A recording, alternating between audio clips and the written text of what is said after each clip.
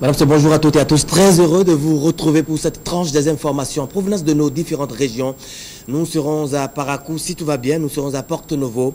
Et puis les responsabilités seront bientôt situées dans les échauffourées au CEG de Bantais dans le département des Collines. Le préfet des départements du Zou et des Collines s'est exprimé, nous allons l'écouter dans cette tranche. Tout de suite, nous allons à Porto-Novo. Mais avant d'aller à Porto-Novo, voici pour vous, madame, monsieur, un communiqué. Le ministre du Travail, de la Fonction publique et des Affaires sociales communique à l'occasion de la fête de l'Ascension et conformément aux dispositions légales de la loi numéro 90-019 du 27 juillet 1990 fixant les fêtes légales en République du Bénin. La journée du jeudi 5 mai 2016 est férié, chômé, payé sur toute l'étendue du territoire national. Un communiqué signé du ministre du Travail, de la Fonction publique et des Affaires sociales, Adiyatou Matisse. Madame, monsieur, allons tout de suite au niveau des 14 communes des départements de Lemay et du Plateau pour retrouver depuis Porto-Novo Olive Ousougoué pour nous faire part de l'essentiel à retenir de l'information des départements de Lemay et du Plateau. Merci de nous recevoir depuis Porto-Novo pour l'actualité du jour dans les départements de Lemay et du Plateau. Santé pour démarrer, une grossesse qui fait le lit à un paludisme n'est jamais une bonne nouvelle, estiment les spécialistes des questions de santé. Pour s'en convaincre, suivons ce reportage que nous propose Guillaume Avienou, Patrick Imanvo, dans une clinique privée de Porto-Novo. Dans une clinique privée de Porto-Novo, le docteur Symphoros Lokosu tente de comprendre ce dont souffre cette gestante de 30 ans environ. Elle vient du Nigeria où son mari et leurs 2 enfants résident habituellement. Il s'agit en fait d'une gestante de 30 ans qui est venue dans un contexte de fièvre sur une grossesse presque à terme. Et au cours de l'examen et après les bilans, on s'est rendu compte qu'elle fait un paludisme avec un taux de la densité parasitaire qui est très élevée, autour de 15 000. Et donc, on l'a hospitalisé pour sa prise en charge. Le paludisme sur une grossesse n'est pas une bonne nouvelle, estime la gynécologue. Le paludisme peut évoluer vers le décès de la mère par les complications qu'il engendre. Et au niveau du fœtus, on peut avoir un accouchement prématuré. Là, elle est presque à terme. Mais si c'était avant terme, on peut avoir un accouchement prématuré. On peut avoir des risques d'hypotrophie, le bébé qui ne grandit pas normalement. On peut avoir aussi un risque de mort fœtale intra-utérin et le paludisme à la naissance. Avec le risque d'anémie qui constitue une possible complication de l'état de santé de notre future maman, perdre son bébé n'est pas à exclure. Alors, la Toubib propose une hospitalisation et un traitement à l'artésunate. Pour ce traitement du paludisme, il faut compter, puisque là on est parti sur des traitements avec ce qu'on appelle communément les CTA, il faut compter 10 000, 10, 15 000 pour un traitement complet. Et ce que j'aimerais dire à nos femmes enceintes, c'est d'abord de pouvoir respecter les consultations prénatales. Il n'en faut pas beaucoup, il en faut au moins 4.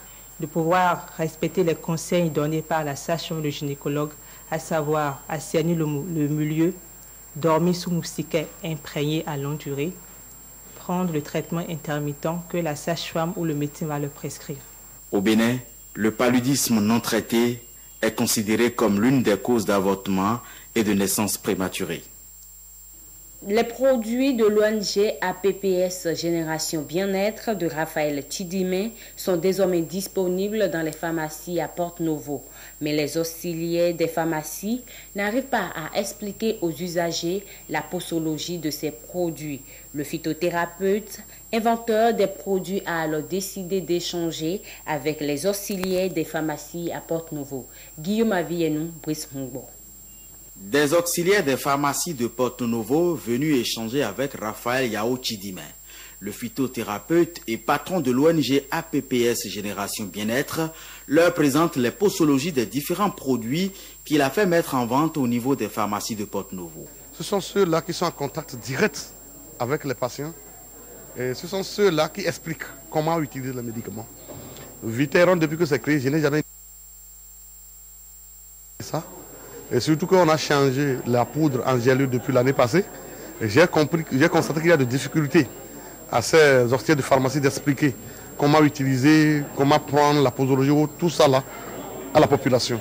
L'objectif de l'opération est de permettre au grand public de mieux découvrir les produits de l'ONG APPS Génération Bien-être. Surtout, de proposer aux usagers des dites pharmacies des médicaments à même de concurrencer ceux déposés par les grosses firmes pharmaceutiques étrangères. Je les ai expliqué la sincérité qui existe entre les deux médecines s'ils sont en couplage. Et ils sont acceptés avec moi ce mariage pour que nos phytomédicaments analysés, tolérés pour l'organisme urbaine béninoise, soient vendus dans les pharmacies. Après Porte-Novo, Raphaël Yao Tidimé devrait poursuivre ses échanges avec les autres professionnels de la santé sur les vertus de ces produits, et cela à travers les autres centres urbains du pays dans les prochains jours. Célébration en différé de la GIF, Journée internationale de la femme à l'université de Porte-Novo. Une première dans cette institution placée sous le thème « Femmes du XXIe siècle, comment mériter ta place dans la société ». Guillaume Avienou, Brice Mongbo. Près de 2 mois après la célébration au Bénin de l'édition 2016 de la Journée internationale de la femme, l'agente féminine de l'université de Porte-Novo commémore l'événement. Pour la circonstance, la directrice de l'ENEAM, l'École nationale d'économie appliquée et de management, a été invitée pour échanger avec ces femmes sur leur place dans la société actuelle. Je suis citoyenne toutes les fois que j'arrive à prendre soin de mon ménage comme cela se doit. Je dis que bien mes enfants, j'arrive à suppléer, comme on dit, à mon époux. Je lui viens en aide à tout moment de manière à ce qu'il puisse retrouver son équilibre ailleurs, dans son milieu professionnel. Toutes les fois que j'agis pour apporter un petit élément de paix à l'intérieur de ma maison, c'est que je manifeste, j'agis en tant que citoyenne. À l'université de Porte-Novo, c'est la première fois que les femmes donnent à la GIF un caractère officiel. Causeries, débats ont meublé la commémoration à laquelle se sont associées les autorités de l'institution. Une commémoration sponsorisée par la municipalité de Porte-Novo, selon les organisateurs de la fête. Voilà, ce sera tout pour notre intervention depuis Porte-Novo. Merci de nous avoir reçus. Nous vous retournons l'antenne. Merci à vous, Olivier Sougoué, dans l'espoir de vous retrouver très bientôt pour d'autres informations en provenance d'Adiaché, Rogbonu, Porte-Novo. Les indicateurs pour ce qui concerne Parakou ne sont toujours pas bons, mais nous continuons avec ce communiqué. Le ministre du Travail, de la Fonction publique et des Affaires sociales communique. À l'occasion de la fête de l'Ascension et conformément aux dispositions de la loi numéro 90-019 du 27 juillet 1990, fixant les fêtes légales en République du Bénin. La journée du jeudi 5 mai 2016 est fériée, chômée et payée sur toute l'étendue du territoire national. Un communiqué signé du ministre du Travail, de la Fonction publique et des Affaires sociales, Adiyatou Matisse. Confusion hier au siège de Banté, nous sommes dans le département des Collines. Les manifestations ont abouti à plusieurs dégâts matériels et une perte en vie humaine. Le préfet des départements du Zou et des Collines en appelle au calme et annonce que les responsabilités seront bientôt situées. Nous le suivons au micro de Gilles Dansou et François Zinsou. Ce que nous avons vu hier, quand on s'est déplacé, après toutes les dispositions prises pour assurer la sécurité des populations, est ahurissant. À la limite inconcevable. On ne peut pas comprendre que des élèves revendiquant la tenue des journées culturelles, revendiquant les TD, revendiquant le départ de leurs enseignants, en l'occurrence le censeur, qu'on puisse en arriver à ce qu'on a dit. Tout le bloc administratif a été brûlé. On ne peut plus trouver un seul dossier d'un élève au niveau de Banté. Et le dernier point, au niveau de l'établissement, c'est la bibliothèque, où tout a été détruit. Les 15 ordinateurs qui sont au niveau de la bibliothèque, je comprendrais encore qu'on puisse les voler, les amener et que cela disparaisse. Mais ça a été littéralement détruit. Résidence du directeur, ils ont tout brûlé. Ils ont voulu brûler le bâtiment de la brigade. C'est dommage, nous regrettons un mort. Je profite pour présenter mes condoléances à la famille éplorée et dire que la lumière sera faite. Tous ceux qui auraient trempé dans le dossier répondront devant la justice. Moi, j'appelle tout le monde au calme.